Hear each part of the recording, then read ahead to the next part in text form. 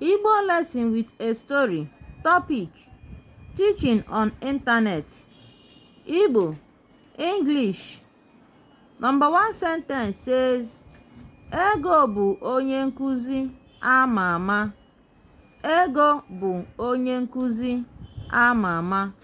Remember, Ego is a name of a girl in Igbo. Ego is a well-known teacher. Ọ na-akụzi ka esi ede ma ọ bụ na-asụ Igbo. Ọ na-akụzi ka esi ede ma ọ bụ na-asụ Igbo.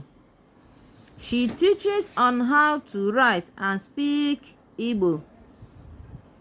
Ọ gbanyụrụ ekwentị ya maka na ọ chọrọ itinye anya n'ihe ọ na-eme. Ọ gbanyụrụ ekwentị ya maka na ọ chọrọ itinye anya n'ihe ọ na-eme.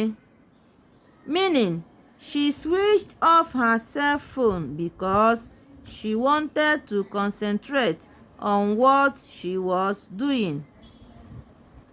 Ọ na-akụzikwa ihe gbasara omenala Igbo na ihe ndị ọzọ. Ọ na-akụzikwa ihe gbasara omenala Igbo na ihe ndị ọzọ. She teaches about Igbo traditions and other things. Ndị ọ na-akụziri ihe bigasị na mba dị iche iche. Ndị ọ na-akụziri ihe bigasị na mba dị iche iche. The people she teaches all live in various countries.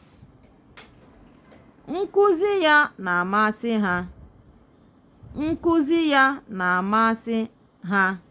Meaning, they like her teaching. Like and share our videos. Follow us for more. Subscribe to our channel.